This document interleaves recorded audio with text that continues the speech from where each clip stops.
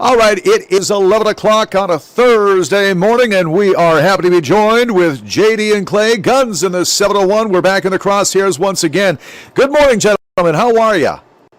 Great, morning. Jay. Doing great, buddy. Hey, thank you so much for joining me here. Of course, the unofficial state holiday is coming up tomorrow at noon. We've got the deer gun opener. And are you guys excited? It looks like you are. You're fired up. It looks like you guys are ready to go here today. We Yes, thought we'd sir. dress for the show today, you know. Yeah, thanks for having us back, Jay. It's our pleasure. Absolutely. Well, Clay, I want to start with you. How is the deer population this year, and what is your outlook on the upcoming season? Well, it's varying depending where you're at. I can tell you right now that our deer populations they're recovering. I guess that's the best way to put it. Seeing some mule deer, seeing some whitetails. 2 years ago, EHD came through this area in 3F2 and just kind of decimated everything. But seeing some deer out there, numbers are lower in my area right here in 3F2 than others. But I think it's going to be a good deer season. I really do. I think people should be able to put some meat in the freezer. If you're looking for the big bucks, I wouldn't get too excited. They're out there, but they're like they were even a year or two ago. All right. Yeah. JD, what are Yes, some sir. of the regulations and requirements for hunting in the state? Are there any changes this year that hunters need to know about?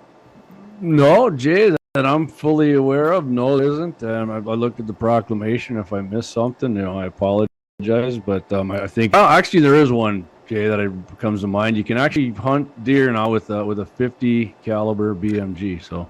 Yeah, absolutely. And so I know somebody who's got one. I think that's a picture of him right there you got up. But and a lot of people think like a 50 will blow a deer to smithereens, right, Jay? People would think that, but actually it doesn't, because most of I think pretty much all the ammo, Clayton, is full metal jacket. I mean, it'll kill them quick and make a big hole, but it will not. You'll actually blow more of a deer apart with like a 30-06 soft point than a 50 caliber round will. Yeah, and as far as those bullets go, there are some different come out. Texas in particular has a place down there. They look a lot like the old Winchester silver tips and react the same way. We worked hard on that, and basically Silver tip vampire bullet. Vampire bullet, right? Yeah, no, I can tell you that it's actually they lifted the restriction of caliber altogether on the top end, so they don't just stop at 50 cal. You can go beyond that, and then it includes, of course, everyone forgot. You have the 500 Smith, and you have the 500 Leinenbach, the 500 Nitro Express. There are bigger calibers, even in handguns, that were restricted at the time because it went up to .49. So we only went up just a micro, literally a little micro step, and they just lifted that. So good for Game and Fish for doing that, and we're happy to give it a try. I'm definitely going to try to get a doe this year, probably with the gratis tag, and do it with. I really want to do that. Yeah, I'm looking forward to seeing that. I'm not hunting with a 50, Jay. You're not. What's your choice? A weapon of choice then, JD? I hunted for years with a 308, and then I had some shoulder surgeries, and then I went down to a 6.5 Creedmoor, and that was kind of hurting. So now I got actually got a 7 Grendel, Jay. This is my magazine. It's a 10 rounder, and this is actually the cartridge for it right here. Just a little guy, 2.25 inches, 123 grain. Hornaday SST bullet in there, which coming out of I got a short barreled rifle actually too. That's coming out of there 23 in the cold weather, so it should be more than adequate to even take a big mule deer at 300 yards. When I set my limit out, if I had a bigger cartridge, I would have no problem shooting further. But I think that's an ethical range for this and a gun I have. So, we're gonna find out in short order, buddy. Absolutely. Say, is there anything that's different as far as CWD, bringing deer out of the CWD region or anything? Did I hear something about that or read something about that? Am I wrong on that this year? Well, it's actually been around now. If you come from a CWD unit, which 3 is, you got to leave the spinal cord and the brain basically back in that unit on the ground. It's a feel-good thing. There's no real... Game and Fish says, it's all scientific. That's bull. There's plenty of things to prove. There's a lot of research in Texas. They've dealt with this for a lot longer than anybody else. But that's their rule right now, just like they're not going to allow bait because I guess politicians know more than those of us on the ground. And you got this unit that you got got corn in the fields now. You're not stopping anything. So, yeah, there is some restrictions coming out of CWD units. So I guess make sure you probably follow those retarded restrictions. Sure. I mean, you can turn your head. They'd like you to turn your head into, Jay, to test it. Actually, I think they said that for the southeast part of the state down there. They did. And as far as baiting west, the unit we hunt in 3B2 is actually the farthest unit to the west you can bait in. And we don't really bait. I mean, I throw a bucket of corn down. That's generally for bringing porcupines out of the trees who eat our trees, and I get them that way. But it's not for getting deer. The deer come in, Jay, where I put the corn down. Actually, the deer naturally come to that area. So, and I'm not worried about that. Mule deer don't usually come into bait like whitetails do either. So, Sure. And like you asked Clay in the beginning about deer population, I would say in my unit, Jay, it is down for sure. I would say close to about half maybe, and I wasn't seeing any bucks at all, hardly any bucks, but the does were there. And last week, the first time I actually saw some mule deer bucks come in, kind of gave me some hope, and saw one decent one and a bunch of other smaller ones. But when all the doe there and the rut starts, I'll guarantee you some big bucks are going to show up from somewhere, and I just got to be there at the right time, and I got a lot of days off. So this is my Super Bowl, man. I love it. Hey, do you guys got any tips or strategies for a successful hunt that you'd like to share with some of the viewers? Yeah. First one is, if you see private property, whether it's posted or not, go talk to the landowner and ask, especially if it's posted. I got to put this out here. I've been out around the property here several times here over the past few weeks, and I can tell you right now, if anyone listening is around my place, my game cameras are now up. If I catch you this time taking my signs down, it's not going to be a good day for you. I actually had plywood boards that are about a half-inch thick with my signs on, bolted to posts, and they literally ripped them in half. They broke them so they could throw the sign down by my post.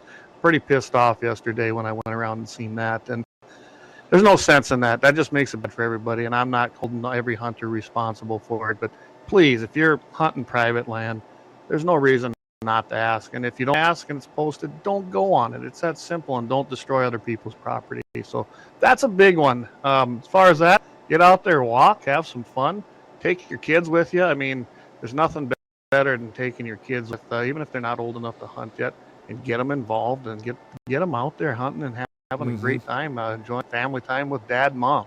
Think of anything better. And to me, walking's always the best way. I'm sure Jamie will agree with that. Or blinds, like Jamie's got the Taj Mahal of blinds, so that's the place to be. Carpeted and everything, Jay. With blinds from the blind guy. Jay, from one of our sponsors actually got his house. But when I used to walk all the time, for sure, and even our own private land, Jay. But as the older I got, my tip would be, if you do get on some land with some ravines or tree areas, you can get up on a hill or something. Don't get right on top of it. You will skyline yourself, and get below the top. And I would get in there before, if you get in the morning, get in there before dark. Find yourself a good spot, maybe with some trees behind you, almost like if you're going to call coyotes, so it kind of camouflages your outline a little bit, and wait it out a little bit, because if you get a big ravine full of trees, there's going to be deer in there, and they're going to come out, and you will probably get yourself a more ethical and humane shot when the deer usually surprise them instead of walking, and you got to hit them on a full bore run. Same with the evening. If look, when the sun goes down, got a spot to sit, you're looking at, get in there about 2 hours early and sit down, and make sure the sun isn't going to be in your face. It's that you're in the shade. If you can get on a shaded area where the sun's not going to light you up, because the deer will see you. Sun lights you up. Other than that, you're looking for the big buck. Don't just shoot whatever comes out with antlers. Just wait around, because a lot of times if you see a couple smaller bucks come out, big boy pretty much just tells him and those, you guys go out and get shot first, and I'll wait here. It's happened to me before. So wait it out. And if it's if it's windy out or things like that, I can tell you, look in them places where they're sitting out of the wind, kind of up, and them bigger bucks, guys, even though they like the ladies, and the mule deer rut's not quite going yet. Whitetails seem like they are. Those bigger bucks lay off by themselves. They really do. So if you see a group and a couple smaller ones down there, honestly, look around. You might see the bigger one laying up in there. They're big for a reason, and they're not dumb. So if you're out there, Jamie made some great points. Don't skyline yourself. That's the worst thing you'd ever do. Skyline yourself. Just take your time and enjoy what you're doing. So it's just relaxing to be out there to me. Not only that, Clay, if you do see deer, and if you are gonna put the stock on it, which we hunt, yes, we have a couple hunting stocks on our property, but I will tell you that the majority of the deer we shoot are not shot out of either shack. We see them, and you got to put a stock on them. And if you're going down, don't just walk straight towards where you see them, because deer have especially if they're walking away from you a little. So the mule deer have a habit of walking about 100 yards and turning back and looking to make sure nobody's. So get yourself like on a side hill or stay low, just like a deer. Stay low, and if you can, instead of going straight at them, loop around like a almost like a military pincer move, come either left or right and try and intercept them. Don't just straight follow them and just don't walk straight across the flat spot. Hey, they're right over here. I'm gonna walk here. Take your time. Get on the side hills, stay under cover and trees and bushes, and get us the stock. It's fun. I love doing that. And like a hunting shack, people think that's cheating. Well, guess what? I've had a lot of younger kids come out and shoot out of our hunting shacks. Yeah, they've killed some does out of there, and Jay dropped them right there. And I think that's a lot better than taking them and road hunting or whatever. Jump out and shoot, blow a leg off or gut, shoot them. The deer gets away. I don't like seeing that, and I think that kind of ruins a lot of kids on hunting when you wound the animal to recover it. So yeah, hunting out of shacks, in my opinion, is ethical. If you got to walk, that's fine, but just like I said, make sure when you're walking, you're not just making yourself so visible that's ridiculous, because the deer will be blowing out of the other end of the property and you won't even know it if you do that. Sure. So have you guys heard personally any units or any regions that are going to be a good hunt this year? Oh, mine's going to be terrible. Don't hunt there. Everything's dead in my unit too. No, yeah. I can tell you 3F2. That's where I'm at. It's going to be hit and miss. There's areas that's a huge unit. It goes over from the river all the way over here by me. That's several. I mean, you're talking 100-mile span from east to west, and then of course it goes north up there and borders up there around Morton County and through there. But I can tell you right now that it's going to be hit and miss. Yes, there's areas that probably have great deer populations. There's areas that are not. Anybody that had a huge whitetail population, like I said, 2 years ago, it took a hit. We had a bad winter last year. It was starting to recover. Took another hit. This year it's looking better, but it still needs some recovery. But there's deer out there. There definitely is deer to hunt. In fact, I got a couple guys coming, favor to a friend of mine, his nephew, and their friend is coming. They got 2 doe tags, planning to be here tomorrow, and hopefully we can help them out, get them harvested so they can head home, because they only got basically a day and a half to hunt. So yeah, Jay, I haven't heard anybody, and I've talked to guys on either end of the state that no unit really looks that good. I mean, I was going to be a little facetious, obviously, but our unit, yeah, like I said, it's better, not great. I talked to all the guys around there, friends of ours and people in the bars, and it's okay, but it's not great. So right. It'd be nice if we had a normal winter, because our deer actually the mule deer were coming through great last year.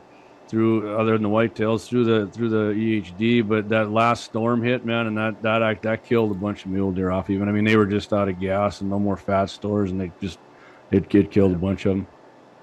Yep. I know this past weekend, helping out there at the butcher block there in Mend, a couple we had to load out the big monsters that came in from Minnesota. A couple of guys had it brought it in for us to process, and I'll tell you what, there was 2 big monster bucks that came in. And, awesome, nice sized deer, awesome. deer. Big body, JD. Too. Yeah, real big bodies, big-bodied deer, absolutely. In fact, their nose was touching the ground. I think it's about 10 or so feet. Our rails are about 10 feet off the ground, and we put it in their tendon, and yeah, their nose was on the ground. That's how big they were. So that's big awesome. Deer. I like big-bodied deer. That's cool. Absolutely. Yeah. JD, are there any challenges that hunters may face this season, with the weather being the way it is? Boy, Jay, right now, I don't think there's really any. If it stays as predicted here, I think it's going to be great hunting weather. A lot of people don't like, hunting when it's 50, 60 degrees. I don't have a problem with that. Clay and Scotty do. I do not. It's going to be easy access, getting to places. check out some of these roads when you're going out tomorrow, because we had that rain and moisture. I don't know if some of these roads are pretty and that snow melting. I'm actually glad the wind kind of blew yesterday to dry out some of these roads. But I mean, the only problems hunters are going to run into in the foreseeable future here is maybe getting land access and but I like gutting deer out when it's 55 degrees with my t-shirt on. I'll take that any day over last year. Yeah, it ain't horrible. I'm looking at the forecast right now. We're looking in the 40s. It gets up to the 50s by perfect. Sunday and Monday are going to be 57, 58 right in my area, and then they're talking 61.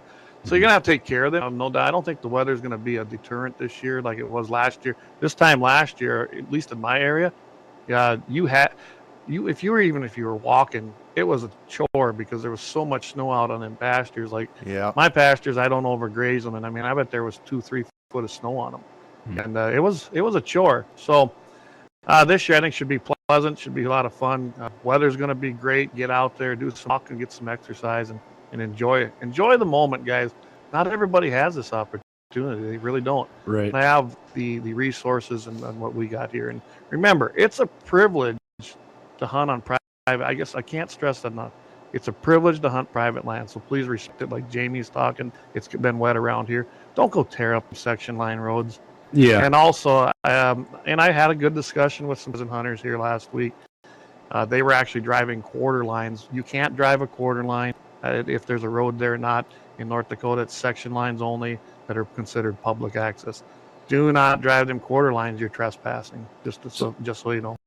Jay, I got a question for you since you work at a meat shop. I personally make my own sausage and jerky, but what would be your advice to somebody who gutted out their deer, field dressed it, and they were going to bring it into you? Is there any advice you'd give them as bringing their meat into you?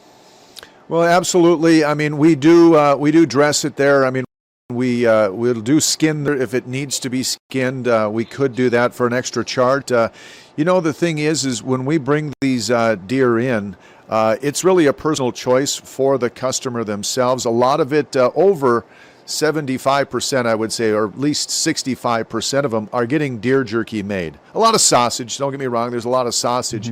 But personally, I love deer sausage more than anything, jerky aside from, but it's the sausage that I like. And I would just make sure that your deer is as clean as it possibly can be. And I know there's a lot of when people bring in their deer, am I getting my deer back? Am I getting my deer? You do get your deer, because what we do is we'll bone that deer and we'll put it in our boxes or luggers with your name on it, and depending on when it is. Right now it's pretty good. Obviously the deer season really hasn't started, of course, so the sooner you get it in, the faster turnaround you'll get. So either we'll put it in the freezer until we can get to it, or if you bring it in, we'll get right to it that day. But make sure you try to get your deer as clean as possible. We're going to obviously spray and clean it up as much as we can, but if you've got a messy, hairy deer, it's not a whole lot we can do about it. We're going to try as best we can. I would imagine, too, that I've always done it anyway, especially with the temperatures we're going to be seeing. Get that skin off, guys. Have some coolers with you. Get that skin off as fast as you can, because you got to get it cooled down. It's driving around the back of your pickup, and it's 60 degrees out. I don't think you're going to like that result. Not only that, Clay, it's far, far easier to skin a warm deer than one that sits there and gets cold out. I mean, that's the first thing we do is after we gut it out is get it back and skin it and hang. Usually we quarter it out right away too. But, Jay, another question for you. Just a quick comment too. I actually took one of the years ago, I took a deer and I made sure, like you said, I rinsed it off. I tried to get all the hair off, and I told the guy that to me. He goes, I appreciate you doing that. A lot of people don't. Yeah. But so no, they don't. Said that's unbelievable to me that people would be that irresponsible, but whatever. What kind of jerky do you make more of, Jay? The strip jerky or the jerky gun stuff? Yeah, so we make the pressed jerky, which would be a ground jerky, more than the strips, more than the sliced jerky. Yep. Is that straight deer meat then, or do you mix that with pork too? No, that would be mixed a little bit. We'd probably throw a little beef in there with that. Okay, good. That's a good combo. Clay likes that. He's a rancher. That's right. In fact, we just got done cutting our butcher up here this past weekend. Here we got our own processing, I would say facility, but room in the basement, and had a had my nephew and his girlfriend. It was a family affair, and yeah, we had a good time. It was a Heard long a heck day, of a but guy let you borrow his stuff or two as a had a hell of a guy here. He's part of Guns in the 701, and just nice as could be, and let me borrow that big stuff. It was great. And I'll tell you what, this time of year, as I mentioned off the top of the broadcast, that it is somewhat an unofficial holiday because it is. You get together with your friends, your family members. You harvest your deer, you bring it on into the garage or the Quonset, wherever it might be, and you just get together and have some cold beers and get together and spend time with your family and friends while you process that deer or whatever you might be processing, elk possibly, or you might be shooting at that time. It's just a fun time to get together and do that this time of year as you kick off the holidays. Oh yeah, for sure. I mean, Jay, actually, I'm not saying I don't want to shoot a big buck because that is my ultimate goal. Just a big one, but a mature one. But from, when I was younger, all you wanted to do was shoot something because I was great. I still, if I want to shoot a lot of stuff, then I go shoot prairie dogs or targets. But, and then, family and friends hunted with us. And at this point, I get just as much joy out of my dad or one of my buddies shooting a big buck or any deer really that I do of myself. I just love the whole thing, like you were just mentioning, Jay, everything that's involved in it. I love that. And then we get together and make sausage, and it's great going into support. If you're in a small town, go in there and spend some money in the restaurants or their pubs and help those guys out because this is a big money maker for them. Yep. And it's nice having a place to go in these small towns, at least one place to go. I mean, other than driving to another and have a few beers, get a burger or whatever they got going there and support them. I love doing that too with everybody. You bet. Yeah, Clay, it's absolutely getting together with your friends and family, having fun. I will add one thing, guys, here with this. With the lower numbers of deer, if you're able to take out what I call them management deer, there's one that he finally showed around here too. He's a 3x2 muley. He's a big one, but he's spreading bad genetics, and he's been kind of elusive the last couple of years. Just kind of keep that in mind. It's a good year to actually take out those really good. There is a lot of weird deer too, Clay. I've seen. Go ahead and harvest them and make it, call it a win, because it is a win, and you're improving that herd. And I know we're going to be doing that here if we can get on a couple of them. There's a whitetail doing the same thing on our property, and I want him gone. So just kind of keep that in mind. If you see those kind of bucks, I call them management bucks. Get rid of them. They're doing you no good, and they're going to make things worse in your herd overall. It's like it would any other herd that you're managing. And I don't mind shooting those, Clay. I got a couple huge mutants in my garage. They don't score very good. Stories too. Massive, big, big. Just a lot of people think they're warts, and I like those. And there's one comes around our place. He might get the old Grandel round in him. So. Oh, so this 3x2 is getting big now, which is bad. I mean, for the last few years, he's been spreading them genetics, but it would make a nice one, especially for a skull mount. Yeah, perfect. So do you guys have any specific hunting traditions or rituals that you go through to get ready for, or even the day of opener? I tell you what, Jay, I don't really. I'm looking forward to getting off work tonight. I know I got to get a workout in. I don't really feel like doing that, but then just getting all my stuff laid out and looking at it, I get a checklist. If you think you're going to remember everything, don't. Another thing of advice I would say is write everything down, and when you see it physically in front of you, check that off your list, because if you don't, you're inevitably, you might even forget something if you got a checklist. But I love going through that checklist, and I'll probably call one of my buddies that I'm going hunting with, and we'll crack a few phone beers and talk about it and what we're looking for and what time we're leaving. And it's tomorrow. Like I said, Clay and I are on with Todd Mitchell from 8:15 to 9, and I told my buddy, better have that diesel backed up and idling in front of my garage at 9 because I'm ready. One thing I can't stress enough, if you haven't done it, I'm sure Jamie and I both have, get out there behind your rifle. You still got time. Get out there today. See where it's hitting. Do a little shooting with it. Don't just grab it off of your rack thinking it's perfect. Especially some of these guns I see. People don't put on the good stuff. They don't have a worn set of rings. They don't have the good optics. They just got a deer rifle, and that's fine. Put behind it and take a look at it. Go put a few Freedom rounds down range and see how it's shooting, because that's going to be everything. And like Jamie said, the checklist. Put it. I do it too. I've got my gear lined up, sitting down here. I'm ready to go. I think that way, but that's my tradition is make sure my rifle is functioning, and I've got my checklist for my gear, what I want to take. And, you know, right, you're right, Clay. I mean, you almost, in my opinion, owe it to the deer to give it an ethical kill. You know, hey, I always say, if I'm going to get shot, I want it quick. I don't want somebody using some junk on something. But, you know, and then I'd say, too, if you get your backpack or your hunting bag or whatever, get yourself a first aid kit in there. I actually have a tourniquet in my backpack that I hunt with. I hope I never have to use it, but I mean, if you're out in the field and you get, you know, whatever, you cut something, you start bleeding out, or God forbid, a negligent discharge happens and you get shot in an artery and you're bleeding out, you're gonna die if you don't stop that blood. That's so right. if you got access to that, bring that along, and then, like I said, just any kind of first aid kit would be good. That's perfect advice. You know, another thing I keep on there, and I learned this the hard way. I have an extra set of laces for my boots. I actually broke some, and I was way up in the Rockies. That's true. You're not going to go down and get a new pair when you're 10 miles into the wilderness. Jeremiah Johnson ain't around as a prepare for you. He's not going to get you a pair. And what we ended up doing is my buddy Chris, he actually hunted an animal, and we literally cut some leather strips out of that hide. I mean, I had laces. So shoelaces are very important. That's not a bad idea. Yeah. All right. Before we wrap things up, gentlemen, I just want to get the bragging portion of the program. Let's get your longest kill shot. JD, we'll start with you. How many yards out were you in that longest kill shot of yours?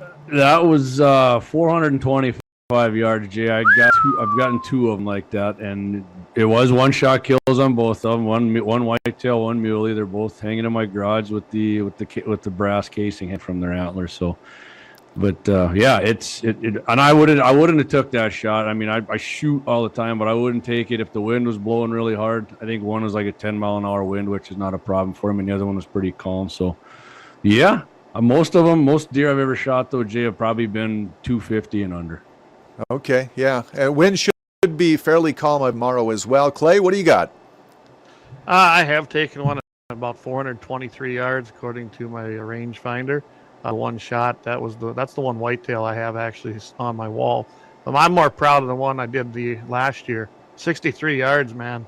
I just like it when you can get closer to them. But yeah, and most of my deer, and it's probably because we're on private here. I don't seem like I get a lot of long shots, or I don't have to take a lot of long shots. But I've also put in the work to know what's on the property, where they're at, know their habits, and I'd much rather do that. But yeah, I can make the long shots, but I prefer not to. Most of mine are probably 100 to 150 yards most of the time. 200 yards was my longest shot, so that was a pretty decent. Yeah, it was a pretty nice little shot for me. What'd you shoot that with then, Jay? 223. Perfect. All right. Hey, a lot of people don't like that. I've seen 223s with 200 and in they work perfect. That's God's round. Isn't that what we call that? I said 223 is God's. That's God's cartridge right there. Yep. You bet. Well, gentlemen, listen. I want to thank you for both being a part of it here for us. We learned a lot, and I want to wish you both the best of luck. And please be safe tomorrow. Okay. Thank you, Jay. Thanks for having us back on, buddy. And then if I get one, I don't get too excited, I'll be sure and send you a picture of whatever we're getting there. So, if you want, we can sure do a wrap of after deer season. And be happy to do that. Would love to have the back on here in a few more weeks. So, sounds great. Again, guys, thank you so much. And tell the folks where we can catch you there Wednesday nights. Wednesday night, going to see us on YouTube, Rumble, Fascist Book, our website. I don't think Twitter does it anymore. I think you got to pay there, but we do does go up afterwards, and that's at 6 p.m. Mountain, 7 p.m. Central. Of course, then we'll be right here on KFYR 550 a.m. on the radio every morning at 8:15 Central, 7:15 Mountain. You don't want every Friday. Every Friday. Hey, and I say too, they got a lot of videos up on our YouTube and Facebook and that. Go check those out. Shorts, deer hunting and whatnot, shooting. Check those out. I'll be doing a lot of them during hunting season as well. Fantastic. Well, guys, thank you so much. Appreciate it. And just one more thing to do. Clay, what do you got for me? Keep your powder dry, guys. Stay safe this week. All right. Thanks. Good luck.